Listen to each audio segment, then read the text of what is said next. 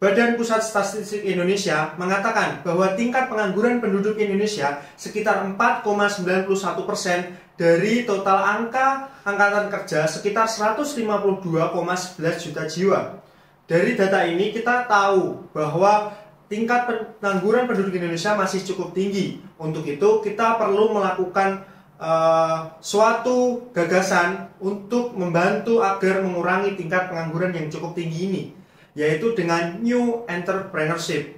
Nah, generasi yang diharapkan untuk membangun New Entrepreneurship ini adalah generasi Z atau yang biasa kita kenal dengan Gen Z. Mengapa? Karena mereka tumbuh di era digitalisasi, teknologi, dan sistem informasi yang cukup pesat. Saya, Kelvin Juliardiansyah, akan menemani Anda beberapa menit ke depan untuk membantu memaparkan fenomena Gen Z bangun bisnis cuman mentok sampai coming soon. Oke. Kita bisa lihat di sini itu ada berita tentang anak desa modal 5 juta omsetnya miliaran. Keren.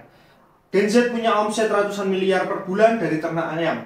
Keren juga. Tapi di sini kita juga bisa lihat beberapa isu seperti fenomena bisnis coming soon melanda Gen Z nih. Begini kata mereka, itu dari insightcalteam.com. Kemudian juga ada sama, kemudian infotangerang.id juga memaparkan sama, coming soon. Kemudian ini juga sama, dan yang terakhir itu 80% bisnis itu gagal di tahun pertama. Nah, ini juga berkaitan dengan Gen Z ini.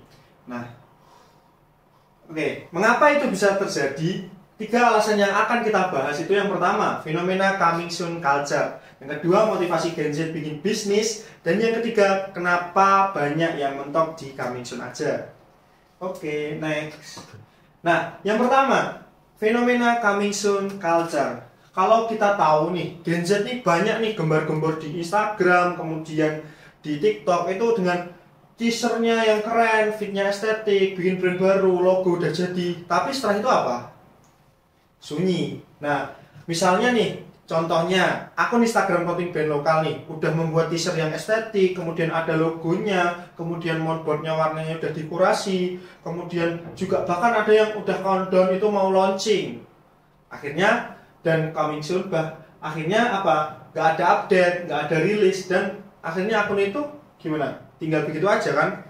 Nah, kemudian yang kedua, itu ada motivasi Gen Z bikin bisnis. Ada 4 nih. Yang pertama, ingin mandiri secara finansial. Di sini cukup bagus. Sifat Gen Z itu biasanya ambisinya besar. Terus yang kedua, itu keingintahuan yang tinggi. Dan yang ketiga adalah tahuan tentang mencoba hal-hal baru yang sangat tinggi. Jadi rasa penasaran mereka itu tinggi dengan mencoba hal-hal baru. Kemudian yang kedua itu terinspirasi dari suksesnya brand lokal. Misalnya nih ada influencer yang sukses di dunia bisnis, bangun bisnis nih, kontennya FYP, terus omsetnya miliaran, kemudian bisa beli tanah, beli rumah, beli mobil dan lain-lain. Nah, mereka terinspirasi nih, pengen bangun, pengen bisa kayak gitu. Terus kemudian akhirnya mereka bikin brand. Yang ketiga itu FOMO. Nah, ini biasanya yang sering terjadi nih di kalangan Gen Z, FOMO. Misalnya teman ada yang bikin bisnis, bangun bisnis F&B, misal teman A, teman B clothing, fashion gitu. Nah, si yang kita bahas ini FOMO, dia pengen kayak teman-temannya bangun bisnis. Oh, mereka bisa bangun bisnis, kenapa aku enggak gitu. Terus kemudian yang terakhir itu personal branding. Nah, sekarang bisnis itu jadi bagian dari personal branding seseorang di medsos, misalnya di sosial media Instagram. Orang mengupload konten-konten bisnisnya, jadi validasi mereka itu lebih tinggi, value mereka menganggap lebih tinggi dirinya. Jadi kayak, wah keren nih, profesionalitas, bisa bikin bisnis dan lain-lain gitu. Kemudian, nah kenapa banyak yang mentok cuman di coming soon? Yang pertama, kurangnya riset pasar. Nah, ini biasanya Gen Z ini langsung branding tanpa tahu target market. Kemudian yang kedua, produknya ini nggak solve problem apa-apa, jadi cuman ngikut tren dan estetika aja. Terus kemudian yang kedua, ada terlalu fokus di branding, kurang perhatian di produk. Artinya waktunya, terus kemudian tenaganya habis buat bikin logo, terus kemudian packaging, kemudian feed Instagram yang estetik, tapi produk, supply chain, dan operasionalnya itu belum matang, belum difikirkan dengan baik-baik. Efeknya apa? Efeknya itu kelihatan niat emang di luar, tapi nggak siap untuk launching beneran. Terus kemudian yang ketiga itu ada mental asal mulai tapi nggak sustain. Nah, niat besarnya di awal tuh bagus, disertai dengan perencanaan jangka panjang. Nggak disertai, maksudnya nggak disertai perencanaan jangka panjang. Kemudian juga tidak memperhitungkan biaya produksi, cash flow-nya juga tidak diatur, strategi marketingnya juga kurang diperhatikan. Nah, begitu ketemu kesulitan, gimana akhirnya? Ya nyerah, nggak dilanjutin gitu. Kemudian yang keempat itu ada perfeksionis dan takut gagal. Nah, biasanya Gen Z ini ingin terlihat sempurna di awal semuanya. Akhirnya kepikiran nih overthinking dan nggak mulai-mulai karena memikirkan, oh kayaknya kok belum estetik ya, kok kayaknya kayak kurang, masih ada yang kurang. Seperti itu terus sampai akhirnya nggak jadi mulai. Dan yang selanjutnya itu takut dinilai gagal. Jadi dia itu juga takut dinilai gagal karena ekspektasi publik gitu. Terus yang kelima, ikut tren tanpa validasi. Nah, banyak Gen Z ini memulai bisnisnya itu karena FOMO atau ikut-ikutan tren seperti coffee shop, clothing, F&B yang viral kayak gitu. Jadi mereka ikut tren, wah sukses nih, keren. Jadi validasi, wah kayaknya aku pengen juga FOMO kayak gitu. Tapi nggak paham betul kebutuhan pasar sama kekuatan diri sendiri, nggak sesuai passionnya pun kadang dijalani gitu. Terus kemudian kurangnya support dan mentor, jadi dia nggak punya mentor atau komunitas bisnis, akhirnya bisnisnya itu jalan sendiri juga, nggak punya tim, kurang pengalaman, itu juga bisa menjadi alasan kenapa cuma sampai di coming soon.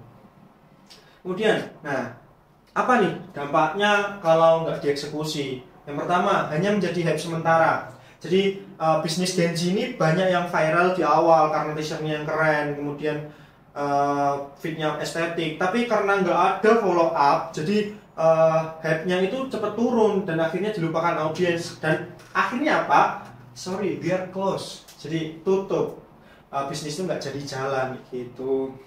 Terus kemudian kehilangan momentum dan kepercayaan. Nah, ini biasanya audiens yang awalnya tertarik, kemudian menunggu launching, kecewa karena lama nggak dieksekusi. Dan apalagi kalau misalnya si pembuat bisnis ini itu sudah menjanjikan tanggal rilisnya sampai nggak ditepati, ya udah semua marketnya, semua momentumnya, kepercayaannya hilang gitu aja. Akhirnya nggak jadi jalan. Kemudian modal dan semangatnya juga terbuang sia-sia, investasi waktu, tenaga, dan bahkan uang itu jadi terbuang sia-sia gitu, karena bisnisnya nggak pernah dieksekusi. Dan rasa kecewa ini akan membuat seorang itu bisa jatuh karena motivasinya itu menurun gitu. Dan yang terakhir itu overthinking jadi habit. Nah, karena takut gagal, mikirin yang apa nantinya gimana, akhirnya nggak pernah mulai, terus habit ini jadi kebiasaan gitu. Misalnya kebiasaan overthinking ketika memulai proyek lain kayak gitu akan terbawa terus ragu, terus tiap mau take action kayak gitu. Kemudian di sini aku juga akan jelasin bagaimana cara agar bisnis jalan dan nggak cuman coming soon aja. Yang pertama, jangan fokus cuman di branding. Misalnya banyak orang terlalu sibuk memikirkan logo, nama, konten visual, estetik, tapi mereka lupa menyiapkan produknya, operasionalnya, strategi berkelanjutannya gimana. Solusinya gimana? Validasi ide dulu, kemudian siapkan produk, nggak apa-apa, sederhana nggak apa-apa, yang baru di branding. Jadi ada produk dulu baru branding, bukan gembor-gembor branding dulu baru ada produknya, salah itu. Kemudian yang kedua, mulai dulu sambil dievaluasi. Nah, jangan tunggu sempurna kayak yang tadi di awal. Biasanya sempurna di awal, estetik, oke, keren dan segalanya. Jadi lebih baik eksekusi dulu di awal, lakukan secara evaluasi secara rutin, step by step. Kemudian laporan keuangannya itu juga dicatat kayak gitu sejak awal. Nah, itu baru bagus. Kemudian yang ketiga, bangun bisnis based on problem solving, bukan sekedar estetik. Jadi fokus utamanya adalah bisnis itu bisa menyelesaikan permasalahan yang dialami orang. Karena bisnis yang bisa menyelesaikan permasalahan orang itu akan sustain, akan bertahan lama begitu. Next. Kemudian yang keempat, gunakan dana dan waktu dengan bijak. Artinya di sini itu modal kecil nggak apa-apa, nggak jadi alasan buat kita mandek untuk berbisnis. Yang penting kita tahu prioritas, misalnya beli alat produksi dulu dibanding dengan packaging mewah, itu kesampingnya dulu. Alokasi untuk operasionalnya itu juga harus transparan gitu. Kemudian yang kelima itu target paham, itu kita harus pahami secara spesifik. Misalnya nih ada bikin bisnis F&B viral, kita grow up. Nah, kita itu tahu market marketnya siapa. Misalnya kita target marketnya perempuan. Nah, perempuan kan biasanya kalau tahu yang viral itu biasanya scroll-scroll mampir ke sosmed kita. Nah, tapi perempuan biasanya itu nggak berani datang sendiri, pasti bawa teman. Nah, itu adalah salah satu strategi marketing kita, di mana biasanya kita targetnya itu satu perempuan, misalnya satu itu 100, dia membawa teman-temannya itu bisa jadi 400 sampai 600 gitu, karena banyak itu. Nah, strategi itu sesuaikan dengan kebiasaannya, jadi perilaku audiensnya, jadi jelas gitu. Kemudian yang keenam, manfaatkan tren dan insight sosial media. Jadi kita harus bisa memanfaatkan misalnya ada konten yang viral sesuai dengan bisnis kita, itu gimana caranya, cari tahu kenapa bisa viral. Nah, kita evaluasi, kemudian kita pelajari, nah kita eksekusi seperti itu. Oke, next. Yang terakhir ada tetap tenang saat ada masalah. Jadi jangan panik ketika kita memulai bisnis, ada masalah itu jangan panik, dan jangan berpikir kalau bisnis itu langsung produk gitu, nggak bisa. Itu kita harus fokus pada proses. Nah, tantangan ini merupakan proses pertumbuhan dari suatu bisnis begitu. Nah, mungkin sekian presentasi dan pemaparan tentang materi fenomena Gen Z yang cuman mentok sampai coming soon doang, cuman coming soon aja. Ini akan saya tutup dengan closing message. Lebih baik punya produk sederhana yang dijual daripada ide keren yang cuma jadi rencana. Nah, lebih baik kita punya produk sederhana, bisa menjual, bisa dijual, daripada kita mempunyai ide keren tapi cuma jadi wacana dan rencana, seperti itu. Oke, mungkin sudah habis. Sekian pemaparan materi tentang TikTok fenomena Gen Z bikin bangun bisnis cuman sampai coming soon dari saya. Kurang lebihnya mohon maaf. Assalamualaikum warahmatullahi wabarakatuh.